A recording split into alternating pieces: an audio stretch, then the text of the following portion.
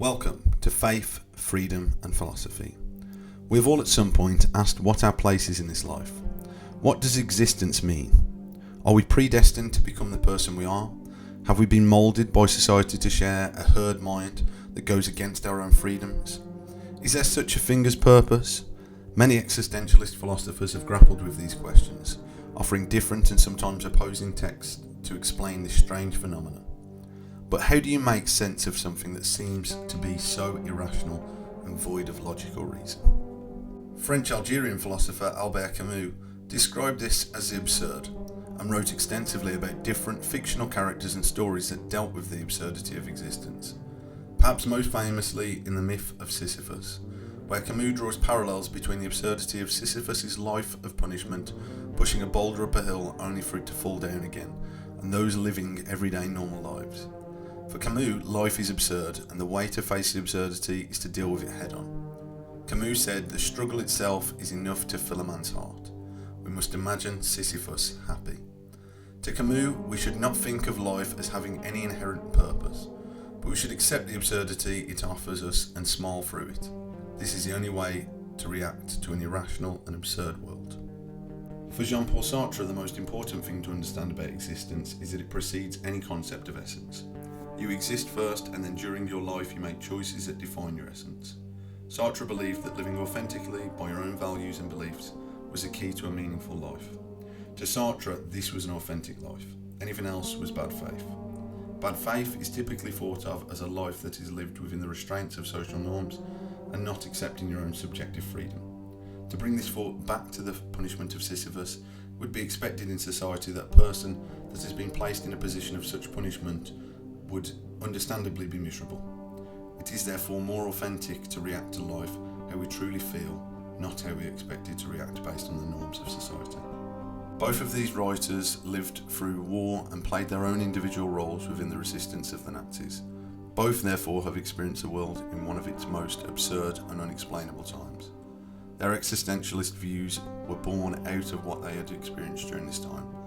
For Sartre and Camus, their writings are not only thought experiments, but they are also the way they truly saw and lived within the world. But what about those that have only ever known a life of conflict, war, punishment and violence? Those whose existence, essence, identity and freedoms had been stripped away from them. In this video, I will provide an insight into the lives of two figures who made significant contributions to literature and whose lives were manifestations of resistance. Today's episode is called An Examination into Resistance Literature, the philosophical legacy of Bobby Sands and Ghassan Kanafani. Bobby Sands was born in 1954 in Belfast, Northern Ireland, at a time when the country was deeply divided. The civil rights movement was gaining momentum and tensions between the nationalist and the unionist communities were escalating. As a young man, Sands joined the Provisional Irish Republican Army, the IRA, driven by a desire for Irish unification and resistance against British rule. His involvement in the IRA eventually led to his imprisonment, where he became a prominent figure in the hunger strikes of 1981. During his time in prison, Sands and others protested their imprisonment by refusing to wear prison uniform and simply wearing blankets, and what has come to be known as dirty protest, by smearing their own feces on the cell walls. During his time as a prisoner, Sands began to write for a Republican newspaper, as well as writing poetry in journals. After 66 days of hunger strikes, Sands died. He had been elected an MP a month prior to this, challenging the point of his political status as a prisoner. A few decades before the time of Bobby Sands, another figure who shared many of these defining experiences lived. Ghassan Kanafani was born in Accra, Palestine in 1936. His childhood was disrupted by the 1948 Nakba, translating to the catastrophe in English. The Nakba led to the forced displacement of almost 1 million Palestinians from their homes. Kanafani's family were amongst those that were displaced, leading to a life in exile. Kanafani was displaced initially to Lebanon and later moved to Damascus, Syria. Kanafani's experiences as a Palestinian refugee deeply influenced his writing and political activism. Kanafani became a leading member of the Popular Front for the Liberation of Palestine, the PFLP, and used his literary talents to highlight the Palestinian struggle for self-determination. Kanafani was a spokesperson for the organisation and was not involved in any of the violence from the military wing of the organisation. He rejected the idea of any kind of negotiations between the Palestinian liberation movements and the State of Israel, stating, That's kind of conversation between the sword and the neck, you mean? after an attack by the Japanese Red Army in collaboration with the PFLP on Lod Airport, Israeli intelligence agency Mossad began targeting PFLP members. In 1972, Ghassan Kanafani was killed with his niece after turning the ignition of his car and triggering a bomb planted by Mossad agents. His works are renowned for their powerful depiction of displacement and resistance, and led to the development of resistance literature.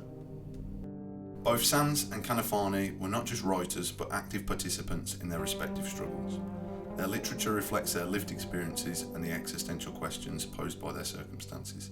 Their lives were defined by the stripping away of their identities and the resistance they enacted in trying to redefine or reaffirm who they were. Despite seeing the ugliest and most violent face the world has to offer, both men faced their conditions from the lens of existentialism.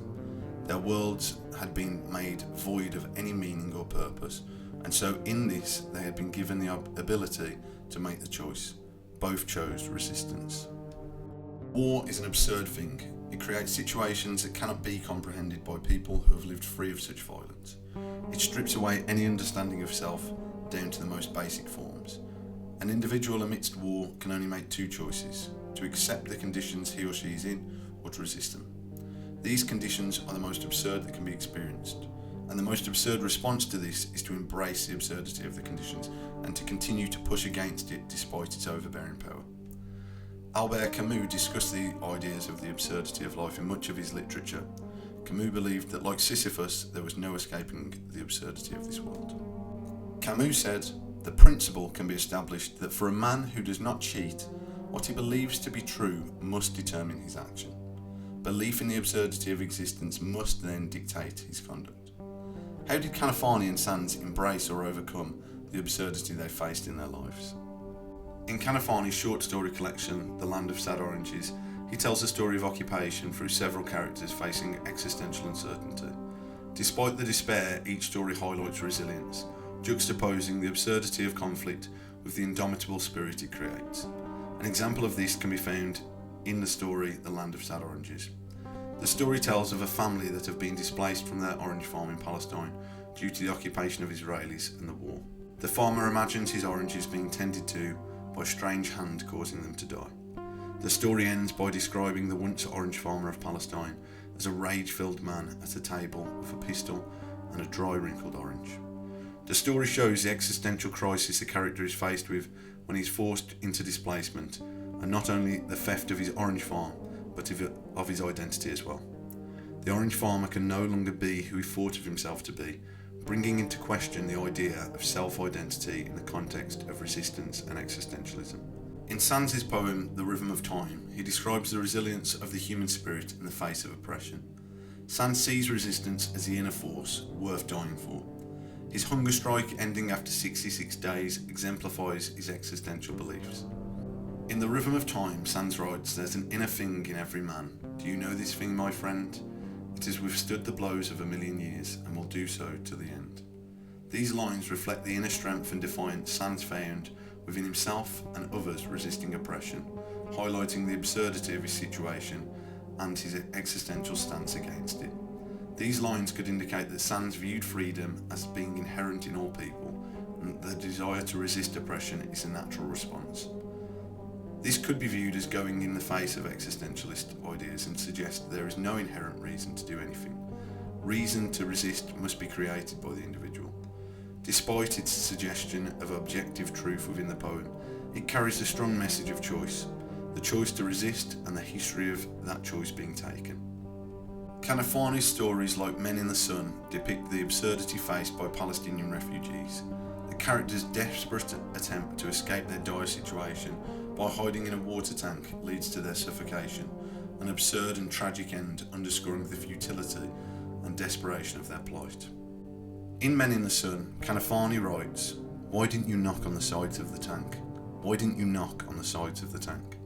This haunting question, repeated at the end of the story, underscores the absurdity and tragedy of their deaths, a powerful metaphor for the silent voices of Palestinian people. Whether the men created their own reason to pursue a life elsewhere, or whether it was made for them due to their circumstances, the absurdity of the context surrounding these decisions and their persistent attempts to change their own circumstances, even in the face of the overwhelming odds, showcase existentialism at its most gruesome. Similar to Sands, these men made a choice to resist, knowing that their decision could also be the decision to no longer live. Sartre's concept that existence precedes essence means we are born without a predefined purpose. Our essence is shaped by our actions and choices. In conflict, how did Sands and Kanafani's choices shape their essence? Sands and Kanafani were born into conflict, but they chose resistance, shaping their essence around this act. Their writings and actions reflect this choice, living authentically by their beliefs. Many would view their actions as being outside the norms and expectations of society. Neither man chose to live in bad faith, to suppress their want for freedom. This choice to live authentically, as previously mentioned, came with the risk of also choosing to die at the cost of being authentic. Their position on living authentically can also be observed in their literature. Kanafani's stories often depict characters who must make existential choices in the face of oppression. In Letter from Gaza, the protagonist writes a letter to his friend to inform him that he will not be leaving Gaza to live with him in America. The choice is made in defiance of leaving his homeland. In Letter from Gaza, Kanafani writes, "What is this ill-defined tie we had with Gaza that blunted our enthusiasm for flight? Why didn't we analyse the matter in such a way as to give a clear meaning? Why didn't we leave this defeat with its wounds behind us and move to a brighter future that would give us deeper consolation? Why? We didn't exactly know." The protagonist is faced with the condemnation of freedom. The decisions as well as the consequences must be faced by the individual alone. These questions highlight the existential dilemma of the protagonist, reflecting Sartre's notion of creating essence through the choices. Sands' decision to go on hunger strike was a profound existential choice. By sacrificing his life, he asserted his freedom and essence against an oppressive system. His writings during this period, such as One Day in My Life, reveal his thoughts and motivations. In One Day in My Life, Sands writes, "I was proud to be resisting, to be fighting back. They couldn't defeat us outside, they're torturing us unmercifully in their hellholes and have failed to defeat us again." This statement reflects his existential belief in the power of endurance and resistance, shaping his essence through his actions. Freedom is a central theme in existentialism. For Sartre and many other existential thinkers, true freedom is making authentic choices. These choices are often in the face of what is expected of people. For Camus, Sisyphus being happy in the face of his absurd punishment meant freedom from it. Sands and Kanafani exemplified this through their defiance against oppressive regimes. Sands' writing during imprisonment and Kanafani's stories under occupation are testaments to their fight for freedom. They saw freedom as the ability to define their existence, despite external oppression. Like Sisyphus, freedom was found in making the resistance of their suffering their essence. In The Rhythm of Time, Sands writes about the undauntable thought of being right in resistance. Kanafani in The Land of Sad Oranges shows how the farmer's loss leads to a choice between despair and defiance. In The Rhythm of Time, Sands reflects on the power of the human spirit. Quote, "It lights the dark of this prison cell, it thunders forth its might. It is the undauntable thought, my friend, the thought that says, I'm right." These lines illustrate the depth of Sands' commitment to his cause, emphasising his existential belief in the power of endurance and resistance. Both illustrate existential freedom through resistance. The choices are shown quite clear in both texts.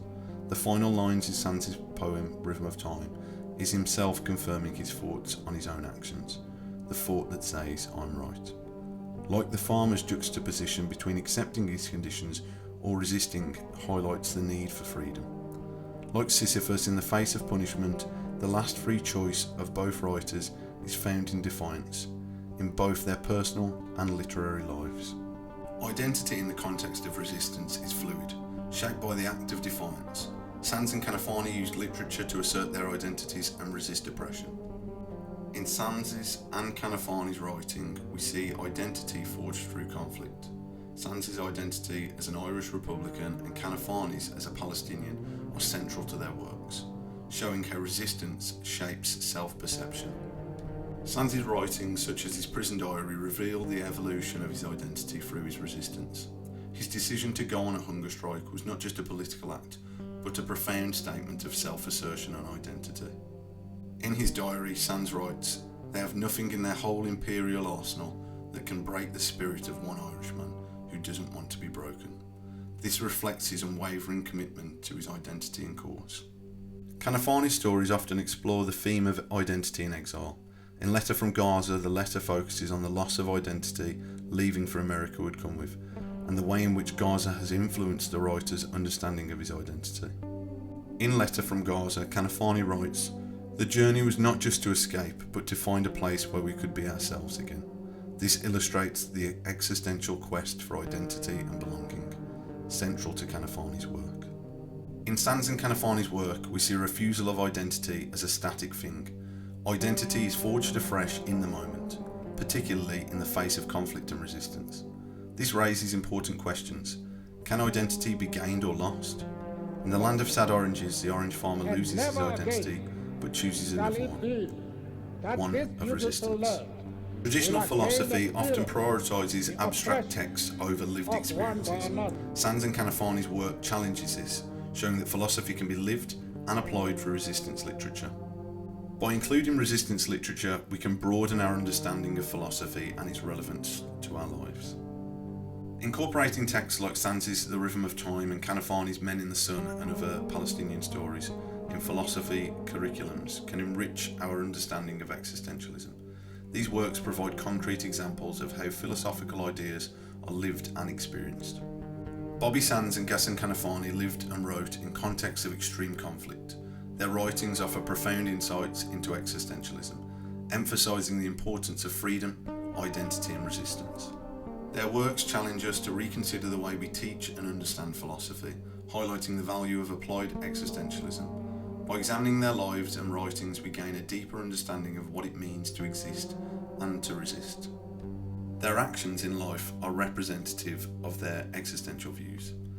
This highlights another issue within the way we learn about philosophy. Although their literary works are important in understanding and engaging with their philosophical ideas, it's not the only way to understand the perspective of both of these figures. Their actions give us an insight into what it is to truly live philosophy. Both men chose to live what Sartre considered authentic lives. They did not succumb to disowning their innate freedom and instead embraced the absurdity of their lives by facing punishment in a way comparable to how Camus reflects on Sisyphus. This could be seen as a critique on how we understand philosophy. Concepts and ideas should be reflected in actions. If they were, then this would suggest that those not living by their own philosophical tenets are living in bad faith. Thank you for joining us on this exploration of existential resistance. This is Faith, Freedom and Philosophy. Until next time.